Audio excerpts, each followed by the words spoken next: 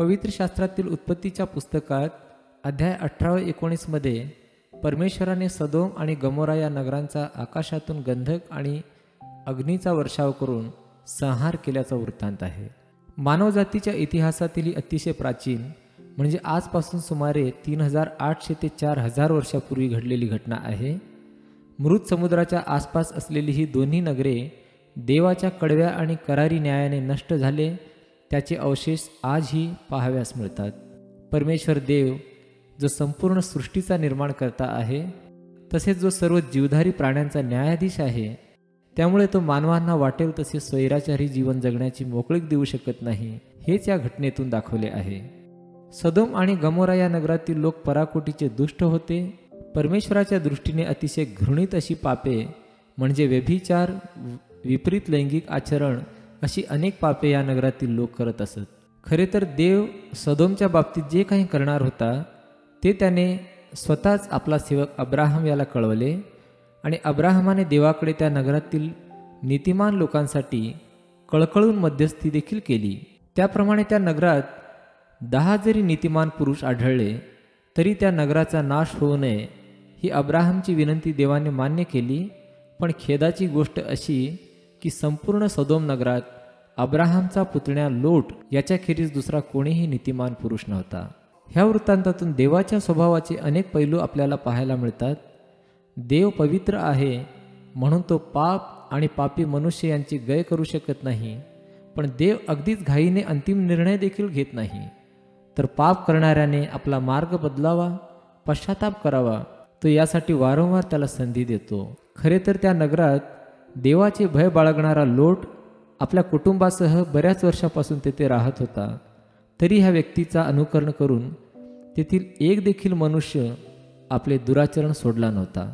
आणखीन एक मोठा पाठ म्हणजे देव सार्वभौम सर्व सत्ताधारी सृष्टीचा निर्माण करता असून देखील त्याने घेतलेल्या निर्णयाबद्दल त्याचे सेवकांचे विचार काय आहेत हे देखील देव ऐकून घेतो. खरे तर सदोम नगराचा नाश करण्याआधी देवाने अब्राहमला आधी भेट दिली. खरे तर त्या काळच्या लोकात संपूर्ण पृथ्वीवर देवाच्या सानिध्यात राहणारा आणि नीतिमान म्हणून जर कोणी असेल तर तो म्हणजे अब्राहम होय. देवाने दिलेल्या अभिवचनावर विश्वास ठेवून त्याने आपले सर्वस्व सोडून एकमात्र जिवंत देवावर विश्वास ठेवला आणि देवाने दाखवलेल्या कनान देशात म्हणजे आजच्या इस्रायलमध्ये ममरे या ठिकाणी जे यरुशलेमेपासून 32 किलोमीटर दूर होते तेथे आपली पत्नी, गुराढोरांना राखणारे त्याचे चाकर यांच्यासह उपरी म्हणून राहत होता. आता अब्राहम 100 वर्षाचा वयोवृद्ध आणि त्याची पत्नी सारा ही 90 वर्षाची झाली होती. खरे तर देवाची वचने 25 वर्षे उलटूनही पूर्ण होताना दिसत नव्हती, तरी देखील अब्राहम देवाशी विश्वासू होता. एके दिवशी अब्राहम भर उन्हाच्या वेळी डेऱ्याच्या दाराशी बसला असता परमेश्वराने ममरेच्या एलोन राईत त्याला दर्शन दिले. त्याने आपली दृष्टी वर करून पाहिले तेव्हा त्याच्यासमोर 3 पुरुष उभे असलेले त्याला दिसले. त्याने आपल्या डेऱ्याच्या दारापासून धावत सामोरे जाऊन जमिनीपर्यंत लावून त्यांना नमन केले. तो म्हणाला, हे प्रभू, माझ्यावर तुझी कृपादृष्टी असेल तर ये, तुझ्या दासापासून पुढे जाऊ नकोस. मला थोडे पाणी आणू द्या. तुम्ही आपले पाय धुवून ह्या झाडाखाली विसावा घ्या. मी थोडी भाकर आणतो, तिचा आपल्या जीवास आधार करा, मग पुढे जा. ह्यासाठी तुमचे ह्या आपल्या दासाकडे येणे झाले असावे. ते म्हणाले, तू म्हणतोस तसे कर. तेव्हा अब्राहम त्वरेने डेऱ्यात सारेकडे जाऊन म्हणाला, 3 मापे सपीट लवकर घे व ते मळून त्याच्या भाकरी कर. अब्राहम गुरांकडे धावत गेला व त्याने एक चांगले कोवळे वासरू निवडून चाकरांकडे दिले. त्याने ते त्वरेने रांधले. नंतर अब्राहमाने दही, दूध व ते रांधलेले वासरू आणून त्याच्या पुढे ठेवले आणि ते जेवत असता तो त्यांच्याजवळ झाडाखाली उभा राहिला. मग ते त्याला म्हणाले, तुझी बायको सारा कोठे आहे? तो म्हणाला, ती डेऱ्यात आहे. मग तो म्हणाला, पुढल्या वसंत ऋतूत मी तुझ्याकडे खात्रीने परत येईल. तेव्हा तुझी बायको सारा हिला मुलगा होईल. त्याच्या मागे डेऱ्याच्या दारी सारा हे ऐकत होती. अब्राहम व सारा हे वृद्ध वयातीत होते आणि स्त्रियांच्या रीतीप्रमाणे सारेला पाळी येण्याचे बंद झाले होते. तेव्हा सारा मनातल्या मनात हसून म्हणाली, मी जख्ख म्हातारी झाले आहे, माझा धनीही वृद्ध झाला आहे, तर मला आता हे सुख मिळेल काय? परमेश्वर अब्राहमाला म्हणाला, सारा का हसली? मी आता अशी वृद्ध झाले असता मला खरोखर मुलगा होणार काय, असे ती का म्हणाली?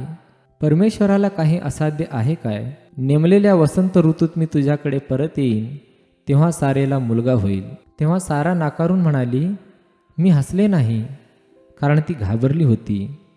पण तो म्हणाला, नाही, तू हसलीसच. नंतर ते पुरुष तेथून उठून सदोम नगराकडे जाण्यास निघाले आणि अब्राहम त्यांना वाटेस लावण्यास गेला. परमेश्वर म्हणाला, मी जे करणार आहे ते अब्राहमापासून लपवून ठेवू काय? कारण त्याचे मोठे व समर्थ राष्ट्र खात्रीने होणार आहे आणि त्याच्याद्वारे पृथ्वीवरील सर्व राष्ट्रे आशीर्वादित होणार आहेत. मी त्याची निवड केली आहे ती अशासाठी की त्याने आपल्या लेकरांना व आपल्या पश्चात आपल्या घराण्याला आज्ञा द्यावी आणि त्यांनी न्यायनीतीने वागण्यासाठी परमेश्वराचा मार्ग आचरावा. ते अशासाठी की परमेश्वर अब्राहमाविषयी जे बोलला ते त्याने त्याला प्राप्त करून द्यावे. मग परमेश्वर म्हणाला, सदोम व गमोरा ह्यांच्याविषयीची ओरड फारच झाली आहे व खरोखर त्यांचे पाप फार भारी आहे. म्हणून त्यांच्याविषयीची जी ओरड माझ्या कानी आली आहे तशीच त्यांची करणी आहे की काय हे पाहायला मी खाली जातो. तसे नसले तर मला कळून येईल. तेथून ते पुरुष वळून सदोमाकडे चालते झाले, पण अब्राहम तसाच परमेश्वरासमोर उभा राहिला. अब्राहम जवळ जाऊन म्हणाला, तू दुर्जनांबरोबर नीतिमानांचाही संहार खरेच करणार काय? त्या नगरात कदाचित 50 नीतिमान असतील, तर त्यांचा तू खरेच संहार करणार काय? त्याच्यातल्या 50 नीतिमानांसाठी त्या नगराची तू गय करणार नाहीस काय? ह्या प्रकारची कृती तुझ्यापासून दूर राहो, ज्यामुळे नीतिमानाची आणि दुष्टाची सारखीच गत होईल. असा दुर्जनाबरोबर नीतिमानाचा वध करणे तुझ्यापासून दूर राहो. सर्व जगाचा न्यायाधीश योग्य न्याय करणार नाही काय? परमेश्वर म्हणाला, मला सदोम नगरात 50 नीतिमान आढळले, तर त्यांच्यासाठी मी त्या सगळ्या स्थळाची गय करीन. अब्राहम म्हणाला, पहा, मी केवळ धूळ व राख असून प्रभूशी बोलण्याचे मी धाडस करत आहे. कदाचित 50 5 कमी नीतिमान असतील, तर 5 कमी म्हणून तू सर्व नगराचा नाश करशील काय? तेव्हा देव म्हणाला, मला तेथे 45 आढळले, तरी मी त्याचा नाश करणार नाही. अब्राहम पुन्हा म्हणाला, मी बोललो ह्याचा प्रभूला राग न यावा. अब्राहमाने पुन्हा म्हटले, तेथे कदाचित 40 आढळले, तर देव म्हणाला, त्या 40 करता मी तसे करणार नाही. मग तो म्हणाला, मी बोललो ह्याचा प्रभूला राग न यावा. तेथे कदाचित 30 आढळले, तर तो म्हणाला, मला 30 आढळले, तरी मी तसे करणार नाही. मग अब्राहम म्हणाला, पहा, मी प्रभूशी बोलण्याचे धाडस करत आहे. तेथे कदाचित 20 आढळले, तर देव पुन्हा म्हणाला, त्या 20 जणांकरता मी त्या नगराचा नाश करणार नाही. मग अब्राहम म्हणाला, प्रभूला राग न यावा, मी आणखीन एकदाच बोलतो. तेथे कदाचित 10 आढळले, तर तो म्हणाला, मी 10 करता त्याचा नाश करणार नाही. मग अब्राहमाशी बोलणे संपल्यावर परमेश्वर निघून गेला आणि अब्राहम आपल्या ठिकाणी परत आला. मग संध्याकाळी ते दोघे दूत सदोम येथे आले. तेव्हा लोट सदोमाच्या वेशीत बसला होता. त्यांना पाहून लोट उठून सामोरा गेला आणि भूमीपर्यंत तोंड लवून त्याने त्यांना नमन केले. लोट त्यांना म्हणाला, पहा, आपल्या दासाच्या घरी येण्याची कृपा करा. आजची रात्र राहा, पाय धुवा व सकाळी उठून मार्गस्थ व्हा. पण ते दूत म्हणाले, नाही, आम्ही रात्रभर रस्त्यातच मुक्काम करू. पण त्याने त्यांना फारच आग्रह केल्यावरून ते त्याच्याबरोबर त्याच्या घरी गेले. त्याने त्यांच्यासाठी भोजन तयार केले. त्याने बेखमीर भाकरी केल्या आणि ते जेवले. ते निजण्यापूर्वीच त्या नगराच्या माणसांनी, म्हणजे सदोमाच्या माणसांनी, तरुणापासून ते म्हाताऱ्यापर्यंत अशा सगळ्या लोकांनी चोहोकडून येऊन त्या घराला गराडा घातला. तेव्हा लोटाला हाक मारून म्हणाले, आज रात्री तुझ्याकडे आलेले पुरुष कोठे आहेत? त्यांना बाहेर आण, म्हणजे आम्ही त्यांच्याशी समागम करू. तेव्हा लोट दाराशी त्यांच्याकडे गेला व त्याने आपल्या मागून दार लावून घेतले. तो म्हणाला, बांधव हो, असले दुष्कर्म करू नका. हे पहा, माझ्या 2 मुली आहेत. त्यांनी अद्यापी पुरुष पाहिलेला नाही. मी त्यांना तुमच्याकडे आणू काय? तुमच्या मर्जीस येईल तसे त्यांच्याशी वर्तन करा, पण ह्या पुरुषांना काहीच करू नका, कारण ते आसऱ्यासाठी माझ्या छपराखाली आले आहेत.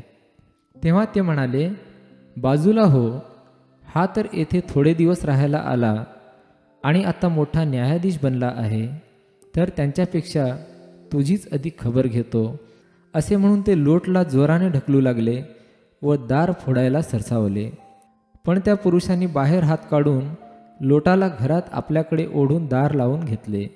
पण त्या पुरुषांनी म्हणजे दूतांनी आपले हात बाहेर काढून लोटाला घरात आपल्याकडे ओढून दार लावून घेतले आणि घराच्या दाराशी जी लहान थोर माणसे जमली होती त्यांना त्यांनी आंधळे करून टाकले. मग ती घर शोधून शोधून थकली. ते पुरुष लोटाला म्हणाले, तुझे आणखीन कोणी येथे आहेत काय? तुझा जावई, तुझे मुलगे, तुझ्या मुली आणि तुझे दुसरे कोणी ह्या नगरात असेल तर त्यांना ह्या स्थानातून बाहेर काढ, कारण आम्ही ह्या स्थानाचा नाश करणार आहोत. ह्या नगराचा नाश करण्यास परमेश्वराने आम्हास पाठवले आहे. तेव्हा लोट बाहेर जाऊन आपल्या मुलींशी विवाह करणार असलेल्या आपल्या जावयांना म्हणाला, उठा, ह्या स्थानातून बाहेर पडा, कारण परमेश्वर ह्या नगराचा नाश करणार आहे. परंतु त्याच्या जावयांना तो केवळ गंमत करत आहे असे भासले. पहाट होताच दूतांनी लोटाला घाई करून म्हटले, उठ, तुझी बायको व येथे असलेल्या तुझ्या 2 मुली ह्यांना घेऊन निघ, नाहीतर ह्या नगराच्या शिक्षेत तुझा संहार होईल. पण तो दिरंगाई करू लागला. तेव्हा परमेश्वराची करुणा त्याच्यावर होती, म्हणून त्या पुरुषांनी त्याच्या बायकोच्या आणि त्याच्या 2 मुलींच्या हातांना धरून त्यांना ओढून बाहेर काढले आणि नगराबाहेर आणून सोडले. त्यांना बाहेर आणल्यावर दूत त्यांना म्हणाला, आपला जीव घेऊन पळ, मागे पाहू नकोस व खोऱ्यात कोठेच थांबू नकोस. डोंगराकडे पळ, नाहीतर तुझा संहार होईल. तेव्हा लोट त्यांना म्हणाला, हे प्रभू, नको. पहा, ह्या तुझ्या दासावर तुझी कृपादृष्टी झाली आहे. माझा जीव वाचवला, ही तुझी माझ्यावर अपार दया झाली आहे. मला डोंगराकडे पळून जाववणार नाही. न जाणो माझ्यावर हे अरिष्ट येऊन मी मरून जाईन. तर पहा, पळून जायला हे एक नगर जवळ असून लहान आहे. पहा ते किती लहान आहे. तिकडे मला पळून जाऊ दे, म्हणजे माझा जीव वाचेल. तेव्हा तो दूत त्याला म्हणाला, तुझ्या ह्याही गोष्टीला मी मान्यता देतो. तू म्हणतोस त्या नगराचा मी नाश करणार नाही. त्वरा कर, तिकडे पळून जा, कारण तू तेथे जाऊन पोहोचेपर्यंत मला काही करता येत नाही. ह्यावरून त्या नगराचे नाव सोवर म्हणजे लहान असे पडले. लोट सोवरात जाऊन पोहोचला तेव्हा पृथ्वीवर सूर्योदय झाला होता. तेव्हा परमेश्वराने सदोम व गमोरा यांच्यावर गंधक आणि अग्नी यांचा वर्षाव आकाशातून केला. आणि ती नगरे आणि ती सर्व तळवट, त्या नगरातील सर्व रहिवासी आणि तेथे जमिनीत उगवलेले सर्व काही ह्यांचा त्याने नाश केला. पण लोटाची बायको त्याच्या मागून चालली होती, ती मागे पाहत राहिली आणि ती मिठाचा खांब झाली. इकडे अब्राहम मोठ्या पहाटेस उठून जेथे तो परमेश्वरापुढे उभा राहिला होता त्या ठिकाणी गेला. त्याने सदोम व गमोरा आणि अवघा तळवटीचा प्रदेश ह्यांच्याकडे नजर फेकली तर पहा, त्या प्रदेशातून भट्टीच्या धुरासारखा धूर वर चढत चालला होता. ह्या प्रकारे देवाने त्या तळवटीतील नगरांचा नाश केला. त्यावेळी देवाने अब्राहमाची आठवण केली आणि लोट राहत होता तिथल्या नगरांचा नाश करतेवेळी लोटाला त्या नाशातून वाचवले.